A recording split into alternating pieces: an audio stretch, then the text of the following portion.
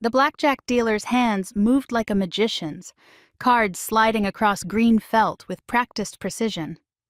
I sat at the table, not playing, just watching other people lose money while I nursed my third vodka tonic. The Bellagio's casino floor hummed with desperate energy at 3 a.m, full of people chasing something they'd never catch. I fit right in. My phone buzzed against the table. Timothy's name flashed on the screen for the 19th time tonight. I let it go to voicemail again. What was the point of answering? He'd made himself perfectly clear 2 months ago when he found out what I'd done.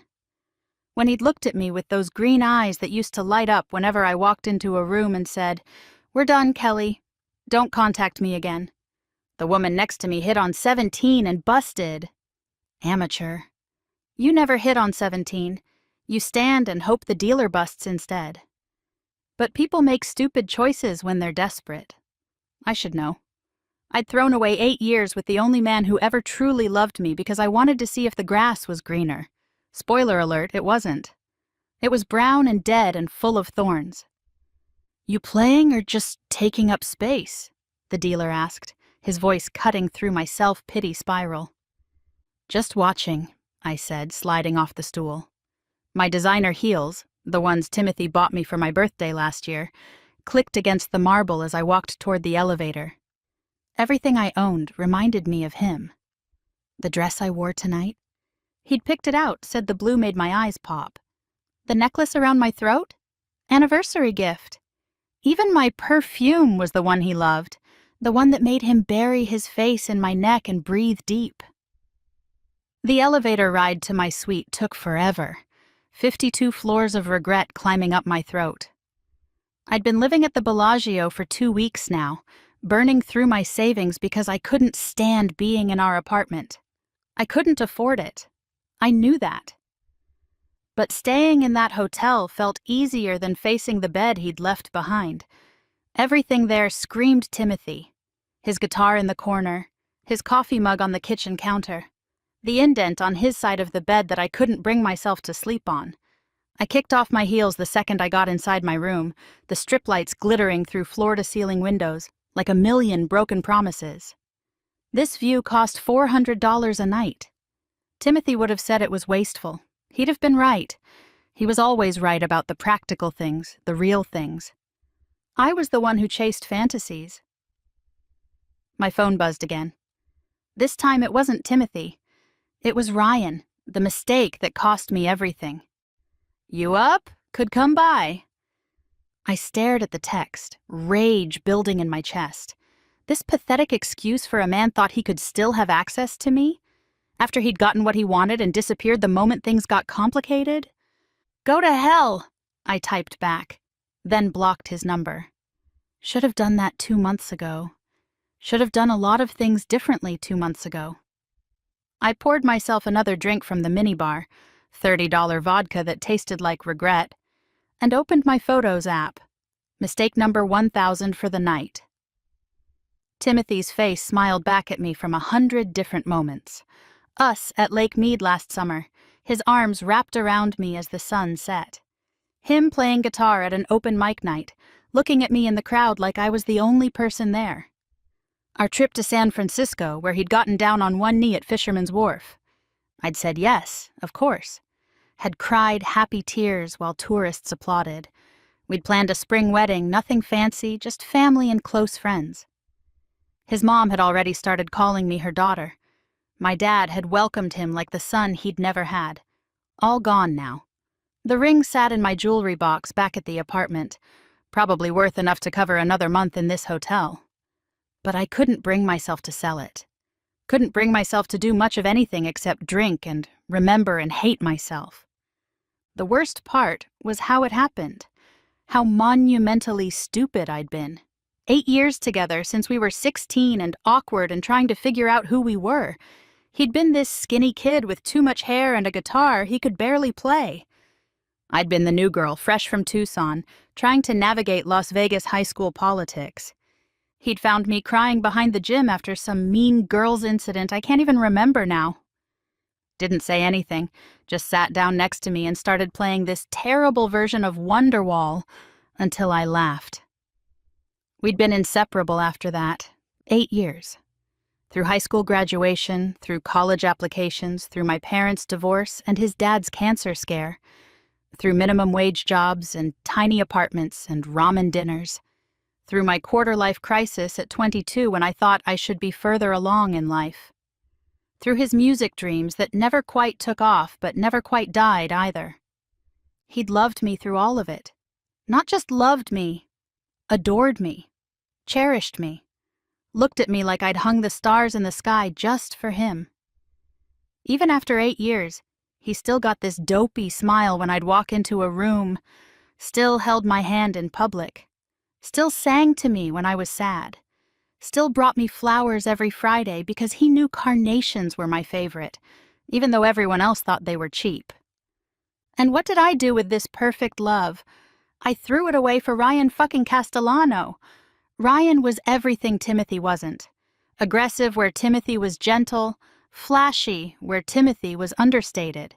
He drove a Mercedes and wore Armani suits and worked as a pit boss at the Wynn. He'd noticed me during a girls' night out, sent over expensive champagne, charmed his way into our group. I should have shut it down immediately. Should have flashed my engagement ring and walked away. But there was something intoxicating about the attention. The way he looked at me like I was prey. After years of Timothy's steady, safe love, Ryan's danger felt like electricity. "You're too young to be tied down," he'd whispered in my ear that first night, his breath hot against my skin. "When's the last time you felt really alive?" I'd gone home to Timothy that night, crawled into bed beside him, and felt like the worst person in the world.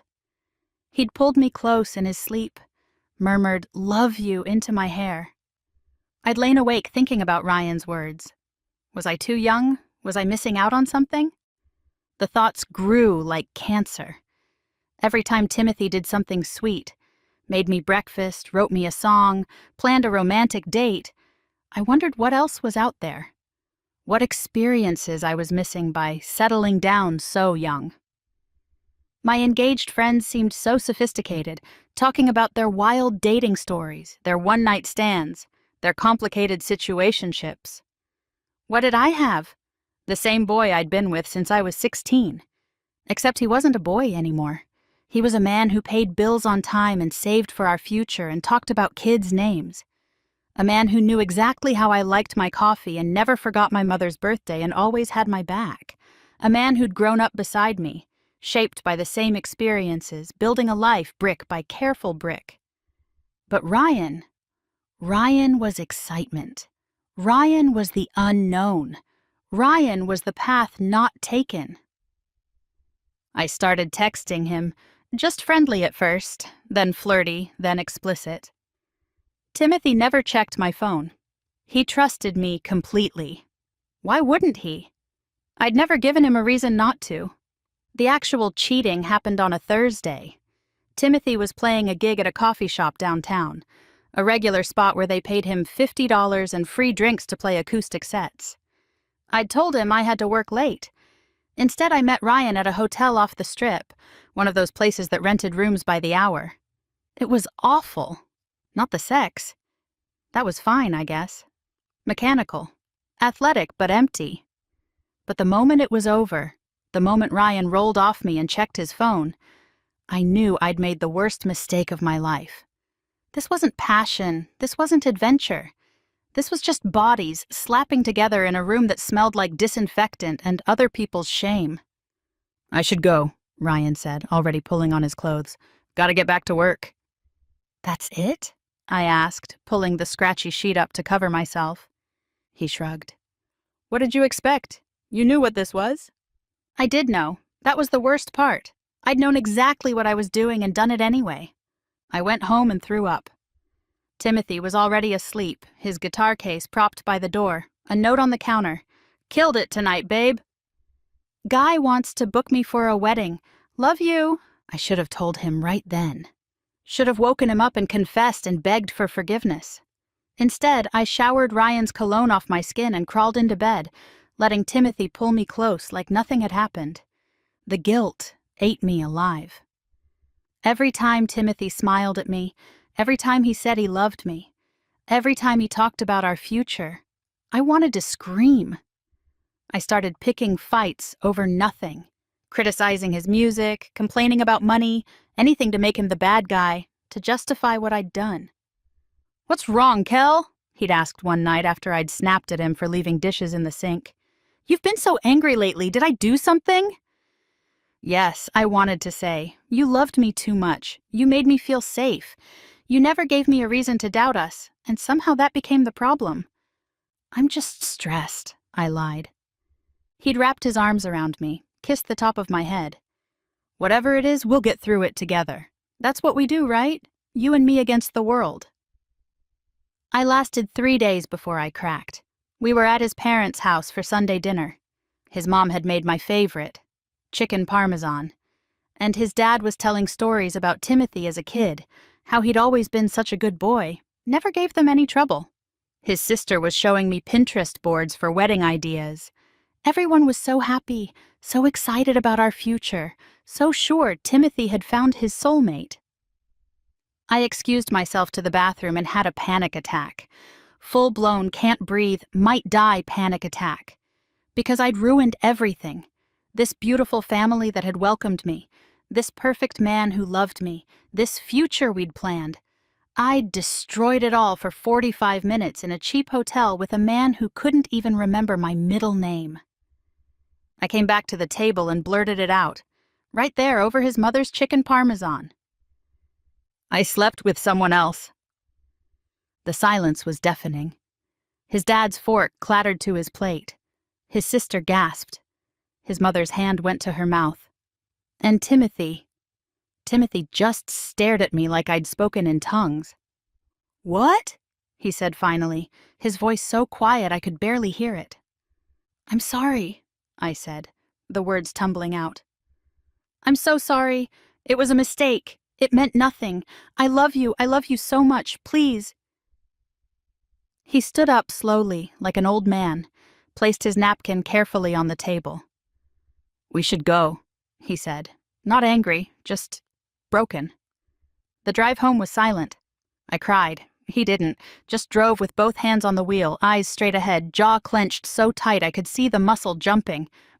When we got to the apartment, he went straight to the bedroom and started packing. Not frantically, methodically, folding each shirt, rolling each pair of socks. "Timothy, please," I begged, following him around. "Let me explain. It was just once. I was confused. I thought I was missing out on something, but I wasn't. You're everything. You're all I want." He paused, holding one of his t-shirts, the one I always stole to sleep in. "How long?" "What?" "How long have you been seeing him?" "I haven't been seeing him. It was just once, Thursday night when you had the gig." He nodded slowly, folded the shirt, placed it in his suitcase. 3 days. That's how long you let me love you without knowing." "I wanted to tell you." "At my parents' house?" He finally looked at me and I wished he hadn't. His eyes were red, confused, hurt beyond measure. "You told me at my parents' house, in front of my family, at Sunday dinner." "I'm sorry, I couldn't keep it in anymore." "Who was it?" "Does it matter?" "Who was it, Kelly?" "Some guy named Ryan, a pit boss. I met him on girls' night. It meant nothing." He laughed, but there was no humor in it. "Nothing. 8 years, and you threw it away for nothing." "I didn't throw it away. We can work through this. People work through this all the time. We can go to counseling. I'll do whatever it takes." He zipped up his suitcase. "No." "Timothy, please." "No, Kelly. I'm done. I'm worth more than this." "I know you are. That's why I'm so sorry. You're perfect. You're the best thing that ever happened to me." "If that were true, you wouldn't have fucked another man." The profanity shocked me. Timothy never cursed, never raised his voice, never lost control. But there it was, proof that I'd broken something fundamental in the gentlest man I'd ever known. He picked up his suitcase, his guitar case. "I'll come back for the rest of my stuff later. Please don't be here when I do." Where are you going? That's not your concern anymore. Timothy, I love you. He paused at the door, didn't turn around. I loved you too, Kelly, more than anything. I would have died for you, and you knew that. You knew that, and you did it anyway. Then he left. Just walked out and left me standing in our apartment, surrounded by the life we'd built together. I thought he'd come back. Thought he'd cool down, realize 8 years was worth fighting for. I texted him apologies, explanations, promises, called until he blocked my number. Showed up at his parents' house until his dad threatened to call the police. Went to the coffee shop where he played until the manager banned me. Nothing worked. Timothy was done. Really, truly done. I found out through social media that he'd moved in with his cousin across town, that he'd thrown himself into his music, playing every open mic and wedding gig he could find, that he'd cut his hair, started working out, bought new clothes, that he was moving on without me. Meanwhile, I was falling apart. I called in sick to work so many times they fired me. I drank too much. I texted Ryan, thinking maybe if the affair turned into something real, it would justify what I'd done. He responded once, "You were fun, but I don't do drama. Good luck." My friends tried to help at first, told me everyone makes mistakes, that Timothy would forgive me eventually, that if he really loved me, he'd fight for us. But as weeks turned into months and Timothy remained resolute, they got tired of my wallowing, stopped inviting me out, stopped answering my calls. "You need to move on," my best friend Stephanie finally said. "You made your choice. Now live with it." But I couldn't move on. Couldn't accept that one stupid decision had cost me everything. I'd been with Timothy since I was 16. He was woven into the fabric of my life. Every memory, every milestone, every plan for the future included him. How was I supposed to just start over? So I didn't. I holed up in our apartment, my apartment now, and tortured myself with what-ifs. What if I'd never talked to Ryan? What if I'd gone to Timothy's gig instead? What if I'd confessed right away? What if I'd kept my mouth shut forever? The engagement ring taunted me from the dresser. Such a modest thing compared to what some of my friends had. Just a simple solitaire that Timothy had saved for months to afford. He'd been so nervous when he proposed, had practiced his speech so many times I could see him mentally running through it as he knelt. "Kelly Marie Donovan," he'd said, his voice shaking. "I've loved you since the day I met you crying behind the gym. You're my best friend, my favorite person, my whole heart. I don't have much to offer except my music and my love, but both are yours forever if you'll have me. Will you marry me?" I'd said yes before he even finished, launching myself at him, both of us crying and laughing. It had been perfect. He had been perfect. And I'd ruined it because I thought I deserved more. Because I thought his quiet, steady love wasn't enough. Because I confused contentment with boredom, safety with settling. 2 months. It had been 2 months since he walked out, and I was no closer to accepting it. That's why I was living in this overpriced hotel, drinking overpriced liquor, avoiding the apartment that echoed with his absence. That's why I was calling him 19 times a night, leaving voicemails I knew he'd delete without listening. My phone buzzed again. Unknown number. I almost didn't answer, but maybe it was Timothy calling from a different phone. Maybe he'd finally decided to talk to me. "Kelly?" A woman's voice, familiar but not immediately placeable. "Yes?" "It's Diana, Timothy's mom." My heart stopped. "Is he okay? Did something happen?" A pause. "He's fine. I'm calling to ask you to stop." "Stop what?" "Stop calling. Stop texting. Stop showing up at the coffee shop. Stop trying to contact him through his friends. Just stop." Tears burned my eyes. "I can't. I love him." "If you love him, you'll let him heal. You'll let him move on." "Mrs. Morrison, please. I made one mistake. One terrible, awful mistake, but 8 years. Kelly, honey, I need you to listen to me. I loved you like a daughter. We all did. But you broke my son's heart. You broke it in a way that can't be fixed with apologies or time or grand gestures. He's finally starting to put himself back together. Please don't undo that. Is he seeing someone? Another pause, longer this time. That's not your business anymore. He was. I could hear it in her voice. My Timothy, who'd only ever been with me, who'd only ever wanted me, was with someone else. Someone who wouldn't betray him, someone who'd appreciate what I'd thrown away. I'm sorry, I whispered. I know you are. But sometimes sorry isn't enough. Take care of yourself, Kelly. But please do it away from my son. She hung up, leaving me alone with the truth I'd been avoiding for 2 months. It was over. Really, truly, permanently over. Timothy had moved on. I was the only one still stuck in the wreckage of what we'd had. After that call, something shifted. I didn't drink for a week. Didn't cry. Just sat in the wreckage and finally accepted what I'd done. I threw my phone across the room, watched it shatter against the wall. Good. Now I couldn't call him anymore. Couldn't torture myself checking his social media, looking for clues about his new life. The minibar was empty. I'd drunk everything, even the champagne I didn't like. Room service was closed. The casino bar was open, but that meant putting on shoes, fixing my face, pretending to be human. Instead, I ran a bath in the ridiculous marble tub, water hot enough to burn. Sank into it still wearing my dress, the fabric billowing around me like I was drowning in silk. This was what I'd wanted, right? Drama, excitement, something more than Timothy's quiet love and predictable days. Well, I'd gotten it. Here I was in a fancy hotel, drunk and alone, wearing a designer dress in a bathtub, living out some movie scene idea of heartbreak. Was this better than Sunday dinners with his family? Better than falling asleep to his guitar practice?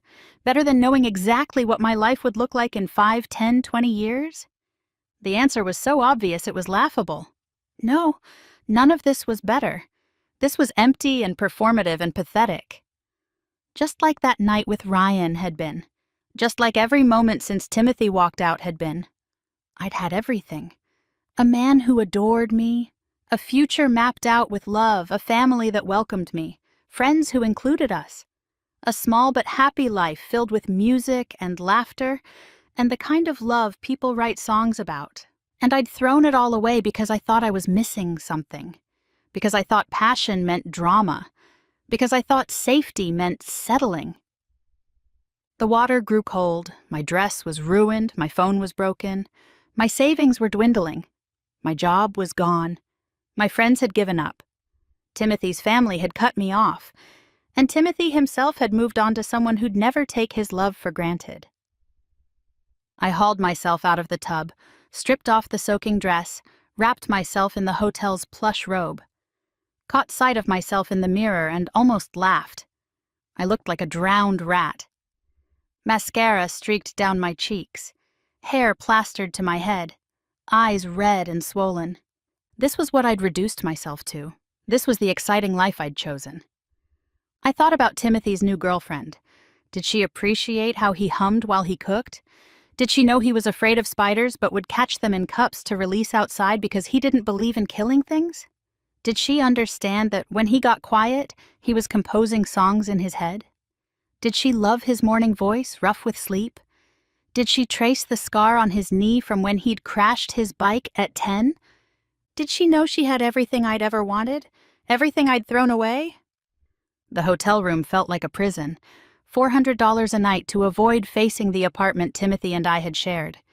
But I couldn't hide forever. My credit cards were maxed, my bank account was draining. Soon I'd have to go back, pack up the remnants of our life, figure out how to exist in a world where Timothy Morrison didn't love me anymore. Because he didn't.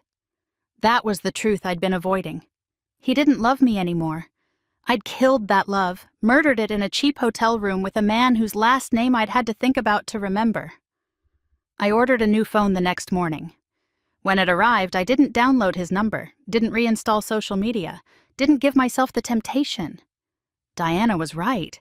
If I loved him, and God I did, more than I'd ever realized. I had to let him go, had to let him heal, had to let him find happiness with someone who'd never betray him. I moved back to the apartment, boxed up his things he'd left behind, a few shirts, some books, the coffee mug he always used, mailed them to his cousin's address without a note, took down our photos, packed them away. Not thrown out, I wasn't strong enough for that, but hidden where they couldn't ambush me with memories. I got a new job. Bartending at a casino, ironic considering that's where this all started. The hours were terrible and the customers were worse, but it kept me busy, kept me from thinking too much, kept me exhausted enough to sleep without dreaming of Timothy. I heard through the remnants of our social circle that he was doing well. His music career was taking off. He'd been hired to play at some high-profile events. He was happy. He was also engaged. Almost a year after he left, I found out by accident serving drinks to a group of women celebrating a bachelorette party. One of them knew his sister, had seen the announcement on social media. "Such a beautiful couple," she gushed, not knowing who I was. "He's this amazing musician and she's a teacher. They're perfect together. Getting married next spring." Spring, when we were supposed to get married. I smiled, poured their shots, wished them a fun night, made it through my shift without breaking down. But sitting in my car afterward, I finally let myself grieve. Not dramatic, look-at-me grief like I'd wallowed in at the hotel. Real grief. Quiet and deep and accepting. I'd lost him. I'd lost the best thing that ever happened to me because I'd confused love with excitement, partnership with boredom, devotion with settling. I'd had a man who sang to me and brought me flowers and looked at me like I was his whole world, and I'd destroyed him for a fantasy that had lasted less than an hour. There was no going back, no fixing it, no second chances. Timothy had moved on, found someone who saw his worth, who'd never risk losing him for anything. He'd have the spring wedding, the house, the kids, the life we'd planned, just with someone else, someone better, someone who deserved him. And me, I'd have this, a bartending job, an apartment full of ghosts, a jewelry box I'd left untouched since returning from the Bellagio, holding a ring I couldn't sell, friends who'd learned not to mention his name, a future I couldn't picture because I'd only ever imagined it with him in it. But mostly, I'd have the knowledge that I'd held perfection in my hands and crushed it, that I'd been loved completely and thrown it away, that I'd had everything and chosen nothing. The parking lot was empty except for my car and the cleaning crew's van. The neon lights of the casino blinked against the dawn sky. Somewhere in this city, Timothy was probably waking up next to his fiancée, maybe making her coffee exactly how she liked it, maybe humming while he cooked breakfast, maybe looking at her the way he used to look at me. I started my car, drove home to my empty apartment. Tomorrow I'd wake up and go to work and pretend to be okay. I'd serve drinks to happy couples and bite my tongue. I'd come home to silence and microwave dinners and the echo of what could have been. This was my life now, the life I'd chosen when I'd decided Timothy's love wasn't enough, when I'd decided I was missing something, when I'd decided to throw away 8 years for a stranger's touch. Turns out, I had been missing something. I'd been missing the ability to recognize perfection when it was mine. I'd been missing the wisdom to value love over lust, partnership over passion, forever over right now. By the time I found those missing pieces, it was too late. Timothy was gone. Our life was gone. Everything was gone except the lesson learned too late. Sometimes what you have is exactly what you need. Sometimes safe is another word for home. Sometimes boring is another word for peace. Sometimes you don't know what you've got until he's walking down the aisle towards somebody else. I poured myself a glass of water. I'd stopped drinking months ago, tired of numbing pain that needed to be felt, and stood at the window watching the sun rise over Las Vegas. The city of chances, where people came to risk everything on a roll of the dice. I'd rolled mine and lost. Lost everything that mattered for the momentary thrill of something that didn't. And now I had to live with it. Had to wake up every day knowing I'd had true love and thrown it away. Had to accept that Timothy was someone else's happiness now. Had to forgive myself somehow, even though I knew I'd never really forget. 8 years down the drain because I thought I was missing something. Turns out the only thing I'd been missing was the sense to know when I had it all. But that's the thing about lessons learned too late. They're still lessons. And maybe, somehow, someday I'd find a way to build something from these ashes. Not with Timothy. That door was closed forever. But something. A life. A future. A chance to be better than the girl who'd cheated on the only man who'd ever truly loved her. For now, though, I had this. Dawn over Vegas. An empty apartment. A shattered past. An uncertain future. And the hardest truth of all? I'd had perfect love, and I'd thrown it away for nothing. And Timothy? Timothy had moved on, found better, built the life we'd dreamed of with someone who'd never take him for granted. Good for him. He deserved that. He deserved everything. Even if it killed me to know I'd never be the one to give it to him.